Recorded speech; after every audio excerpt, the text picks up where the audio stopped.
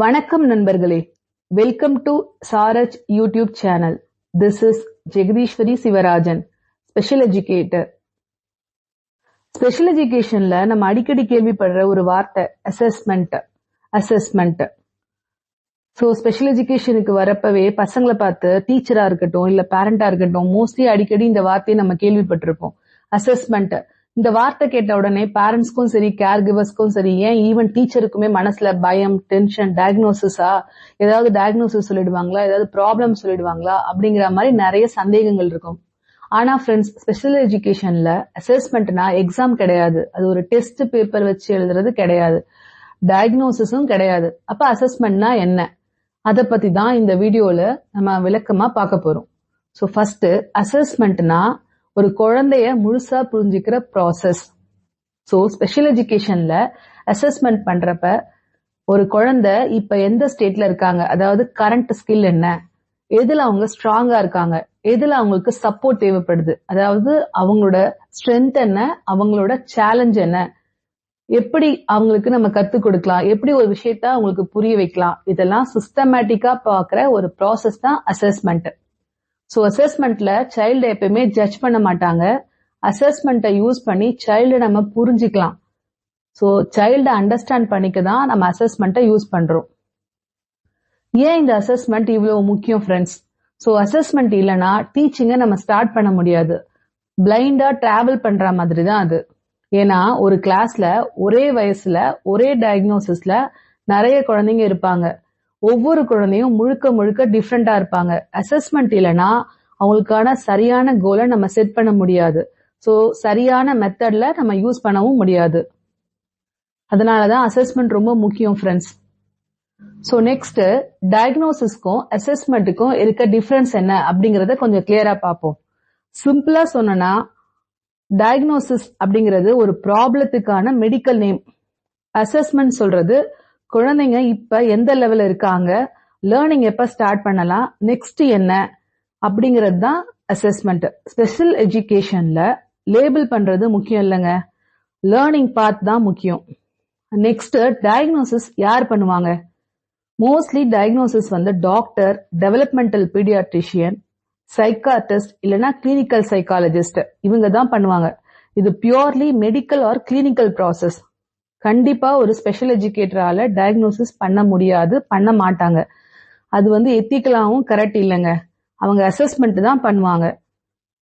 அந்த அசஸ்மெண்ட்டை பேஸ் பண்ணி குழந்தைக்கு எந்த ஏரியால சேலஞ்ச் இருக்கு, நீட் இருக்கு அப்படிங்கறத ஒர்க் பண்றதுக்கு தான் அசஸ்மெண்ட் பண்றாங்க ஸ்பெஷல் எஜுகேட்டர். காமனா ஸ்பெஷல் எஜுகேஷன்ல எத்தனை டொமைன்ல அசஸ் பண்ணுவாங்க அப்படின்னு கேட்டீங்கன்னா, எத்தனை டொமைன் அசஸ் பண்ணுவீங்க அப்படின்னு சிம்பிளா சொல்லணும்னா பிக்ஸ்டு நம்பர் கிடையாதுங்க. ஜென்ரலா ஸ்பெஷல் எஜுகேஷன்ல 10ல இருந்து 12 டொமைன் அசஸ் பண்ணலாம். ஏர்லி இன்டர்வென்ஷன்ல பாத்தீங்கன்னா சைல்டோட நீடை பேஸ் பண்ணி அது டீடைலா இருக்கும். மோஸ்ட்லி 15ல இருந்து 18 டொமைன் வரைக்கும் கூட நம்ம அசஸ் பண்ண முடியும். ரீசன் என்னன்னா, ஒரு சைல்டை லேபிள் பண்றதுக்காக இல்ல, அந்த சைல்டை பத்தி முழுசா நம்ம புரிஞ்சுக்கிறதுக்காக தான் அந்த டொமைன் ஒர்க் ஆகுது. ஸோ டொமைன் கவுண்ட் முக்கியம் இல்லைங்க, சைல்டு நம்ம புரிஞ்சுக்கிறது தான் முக்கியம்.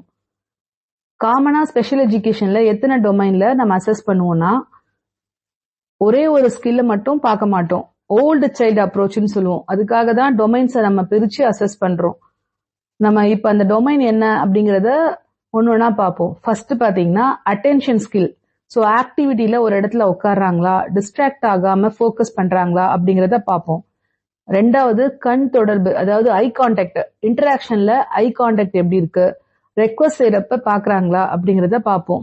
மூணாவது ரிசப்டிவ் ஸ்கில், அதாவது புரிதல் திறன். ஒரு இன்ஸ்ட்ரக்ஷன், சிம்பிள் இன்ஸ்ட்ரக்ஷனை புரிஞ்சுக்கிறாங்களா, அதை ஃபாலோ பண்றாங்களா, உதாரணத்துக்கு வா, உட்காரு அப்படின்னு சொன்னா அதை ஃபாலோ பண்றாங்களா அப்படிங்கறத பார்ப்போம். நான்காவது பாத்தீங்கன்னா பேசும் அல்லது வெளிப்படுத்தும் திறன், அதாவது கம்யூனிகேஷன் ஸ்கில். ஸ்பீச் எப்படி இருக்கு, சவுண்ட் எப்படி இருக்கு, ஜெஸ்டர் எப்படி இருக்கு, பாயிண்டிங் எப்படி இருக்கு, அவங்களோட நீடை எக்ஸ்பிரஸ் பண்றாங்களா அப்படிங்கறத பார்ப்போம். அஞ்சாவது பார்வை திறன், அதாவது விஷுவல் ஸ்கில்ஸ். சேம், டிஃப்ரெண்ட், இதுக்கு டிஃபரன்ஸ் தருதா, கலர், ஷேப்ஸ் இதை ஐடென்டிஃபை பண்றாங்களா, மேட்சிங் பண்றாங்களா அப்படிங்கறத பார்ப்போம். ஆறாவது கேள்வி திறன், அதாவது ஆடிட்டரி ஸ்கில்ஸ். ஒரு சவுண்டுக்கு ரெஸ்பாண்ட் பண்றாங்களா, அவங்களோட நேமை கூப்பிட்டா திரும்பி பாக்குறாங்களா, இல்ல நேம் காலிங்க்கு ரெஸ்பாண்ட் இருக்கா அப்படிங்கறத செக் பார்ப்போம். நெக்ஸ்ட் வெர்பல் இன்ஸ்ட்ரக்ஷனை ஃபாலோ பண்றாங்களா அப்படிங்கறத பார்ப்போம். 7வது உடல் அசைவு, அதாவது கிராஸ் மோட்டார் ஸ்கில். வாக்கிங் எப்படி இருக்கு, ரன்னிங் எப்படி இருக்கு, பேலன்ஸ் எப்படி இருக்கு, ஒரு படிக்கட்டுல எப்படி ஏறுறாங்க அப்படிங்கறத பார்ப்போம். 8வது கை விரல் திறன், அதாவது ஃபைன் மோட்டார் ஸ்கில்ஸ்.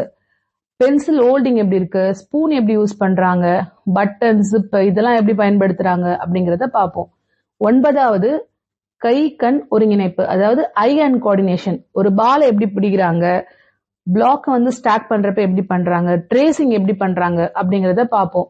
10வது இமிடேஷன் ஸ்கில், அதாவது நம்ம ஒரு ஆக்ஷன் பண்றப்ப அது எப்படி இமிடேட் பண்றாங்க, சவுண்ட் நம்ம ப்ரொடியூஸ் பண்ணா அது எப்படி அவங்க இமிடேட் பண்றாங்க அப்படிங்கறத பார்ப்போம். 11வது செல்ஃப் ஹெல்ப் ஸ்கில், அதாவது நம்ம வாழ்க்கைக்கு தேவையான டெய்லி ஆக்டிவிட்டிஸ், ஏடிஎல் சொல்லுவோம், ஆக்டிவிட்டிஸ் ஆஃப் டெய்லி லிவிங், அதை நம்ம பார்ப்போம். குழந்தைங்களோட ஏஜை பொறுத்து இந்த செல்ஃப் ஹெல்ப் ஸ்கில்ஸ் வேரி ஆகுங்க. இதுல நம்ம வந்து உதாரணத்துக்கு அவங்க எப்படி சாப்பிடுறாங்க, ட்ரெஸ்ஸிங் எப்படி பண்ணிக்கிறாங்க, டாய்லெட் ஹேபிட்ஸ் எப்படி இருக்கு அப்படிங்கறத பார்ப்போம். 12வது சோஷியல் ஸ்கில், அதாவது பியர் குரூப்போட, அவங்களோட ஏஜ் குரூப்போட எப்படி இன்டராக்ட் பண்றாங்க, டர்ன் வெயிட்டிங் இருக்கா, ஷேரிங் இருக்கா அப்படிங்கறத பார்ப்போம். இதெல்லாம் வந்து அசஸ்மெண்ட்ல ஒரு ஸ்பெஷல் எஜுகேட்டரால உடனே கண்டுபிடிக்க முடியாட்டி பேரண்ட் கிட்ட நம்ம செக் பண்ணுவோங்க.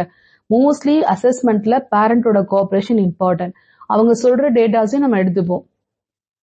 13வது பாத்தீங்கன்னா எமோஷனல் ஸ்கில்ஸ், அதாவது ஒரு ஃப்ரஸ்ட்ரேஷனை எப்படி ஹேண்டில் பண்றாங்க, எமோஷன்ஸ் எப்படி எக்ஸ்பிரஸ் பண்றாங்க அப்படிங்கறத பார்ப்போம். 14வது பிளே ஸ்கில்ஸ். பிளே வந்து ஸ்பெஷல் எஜுகேஷன்ல மேஜர் ரோல் பிளே பண்ணுதுங்க. ஏன்னா லேர்னிங் மேக்சிமம் பிளே மூலியமா நடக்கும். பிளேவே மெத்தட், அதுலதான் லேர்னிங்கே அதிகமா நடக்கும். ஸோ இந்த பிளே ஸ்கில்ஸ்ல டாய்ஸ் எப்படி யூஸ் பண்றாங்க, பிரிட்டன் பிளே எப்படி பண்றாங்க, இமேஜினேஷன் எப்படி இருக்கு அப்படிங்கறத நம்ம பார்ப்போம். இதுவுமே கூட அவங்களோட ஏஜை பொறுத்து நம்ம யூஸ் பண்ற ஆப்ஜெக்டும் டிஃபர் ஆகும். 15வது சென்சரி ரெஸ்பான்ஸ். ஒரு சவுண்டுக்கு எப்படி சென்சிட்டிவா இருக்காங்க, ஒரு டச்சுக்கு இஷ்யூஸ் இருக்கா, கிரௌடோட டாலரன்ஸ் எப்படி இருக்கு அப்படிங்கறத பார்ப்போம். நான் வந்து ஒரு டொமைன்லயும் ஒரு 2-3 ஸ்கில்ஸை பத்தி தாங்க சொன்னேன். அது வந்து சைல்டை பேஸ் பண்ணி, ஸ்பெஷல் எஜுகேட்டரை பேஸ் பண்ணி வேரி ஆகும். இன்கேஸ் அது வந்து சைல்டோட ஏஜ்க்கு ஏற்ற மாதிரி கூட டிஃபர் ஆகும். ஃபார் எக்ஸாம்பிள், நம்ம ஒரு 10 டொமைன் அசஸ் பண்ணோம்னா அந்த 10 டொமைன்லயுமே 10 ஸ்கில்ஸ் பார்க்கலாம். சைல்டோட ஏஜ் அண்ட் டிசபிலிட்டி லெவலை பொறுத்து நம்ம பார்ப்போம். ஸோ அசஸ்மெண்ட் எப்படி சைல்டோட ப்ராக்ரஸ்க்கு ஹெல்ப் பண்ணுது அப்படிங்கறத நம்ம தெரிஞ்சுக்கலாங்க. அசஸ்மெண்ட் இருந்தாதான் ரியலிஸ்டிக்கா ஒரு கோலை செட் பண்ண முடியும். சைல்டுக்கு சூட் ஆகுற மாதிரி டீச்சிங் நம்ம மெத்தடாலஜியும் ட்ரை பண்ண முடியும். அன்னெசரி ப்ரெஷரை நம்ம அவாய்ட் பண்ணலாம். ஸோ மெஷரபிள் ப்ராக்ரஸை ட்ராக் பண்ண முடியும். அசஸ்மெண்ட் இல்லைன்னா ப்ராக்ரஸ் ஒர்க் பண்றது ஒரு கெஸிங்ல தாங்க நடக்கும். ஸோ அசஸ்மெண்ட்ங்கிறது ஒரு பேஸ். அது இருந்ததுன்னா குழந்தையோட லேர்னிங் பாத் வந்து கிளியரா இருக்கும். அசஸ்மெண்ட் முடிஞ்சதும் நெக்ஸ்ட் என்ன, ரிப்போர்ட் கொடுத்து ஸ்டாப் பண்ண மாட்டோங்க. அசஸ்மெண்ட்டுக்கு அப்புறமா தான் அந்த குழந்தைக்கு தேவையான ஐஇபி கோல்ஸை நம்ம செட் பண்ணுவோம். இது வந்து ஷார்ட் டேர்ம் கோலா இருக்கலாம், இல்ல லாங் டேர்ம் பிளானா இருக்கலாம். டீச்சிங் ஸ்ட்ராட்டஜிஸை நம்ம டிசைட் பண்ணுவோம். தெரபிஸ்டோட கோஆர்டினேட் பண்ணி அவங்களுக்கு எந்த ஏரியால சப்போர்ட் தேவைப்படுது அப்படிங்கிறதுக்கான கோலையும் நம்ம வந்து இதுல இன்க்ளூட் பண்ணுவோம்.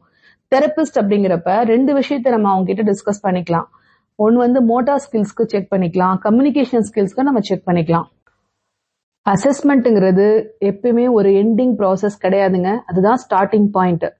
ஸோ டீச்சிங் ஆல்வேஸ் ஒரு ஜேர்னி தான். என்ன ஃப்ரெண்ட்ஸ், இன்னைக்கு பதிவில் அசஸ்மெண்ட்னா என்ன, அசஸ்மெண்ட்டோட இம்பார்ட்டன்ஸ் அண்ட் அசஸ்மெண்ட்க்கும் டயக்னோசிஸ்க்கும் இருக்க டிஃப்ரென்ஸ் அதை பற்றி டீட்டெயில்டாக பார்த்தோம்னு நினைக்கிறேன். அசஸ்மெண்ட் ரிப்போர்ட்டை பார்த்து நம்ம எப்பயுமே பேனிக் ஆகக்கூடாதுங்க. எப்பவுமே ஒரு குழந்தைய இன்னொரு குழந்தையோட கம்பேர் பண்ணக்கூடாது. எல்லாத்துக்கும் மேல அசஸ்மெண்ட் ரிப்போர்ட் அப்படிங்கிறது டயக்னோசிஸ் சர்டிபிகேட் கிடையாது. அது ஒரு குழந்தையோட ஃபியூச்சரை டிசைட் பண்ற பேப்பரும் இல்லை. இன்னைக்கு அந்த குழந்தையோட கரண்ட் ஸ்கில் எப்படி இருக்கு, அவங்களோட ஸ்ட்ரென்த் என்ன, நீட் என்ன, சேலஞ்ச் என்ன, நெக்ஸ்ட் அவங்களுக்கு என்ன பண்ணலாம் அப்படிங்கிறத நமக்கு எக்ஸ்பிளைன் பண்ற ஒரு ரோட் மேப் தான் அசஸ்மெண்ட் ரிப்போர்ட். ஸோ ஸ்பெஷல் எஜுகேஷன்ல டயக்னோசிஸ் ஒரு வேர்ட் மட்டும்தாங்க. ஆனா அசஸ்மெண்ட் தான் சைல்டோட ரியல் ஒர்க்கிங் டாக்குமெண்ட். எப்பவுமே சைல்டை ஃபிக்ஸ் பண்றதுக்காக நம்ம அசஸ்மெண்ட்டை யூஸ் பண்ணலைங்க. சைல்டை புரிஞ்சுக்கிறதுக்காக தான் அசஸ்மெண்ட்டை யூஸ் பண்றோம். அண்டர்ஸ்டாண்டிங் வந்தா ஆட்டோமேட்டிக்கா ப்ராக்ரஸ் வருங்க. ஸோ குழந்தையோட லேர்னிங் பாத்தும் ஈஸியா இருக்கும். மீண்டும் அடுத்த பதிவில் சந்திக்கலாம். நன்றி.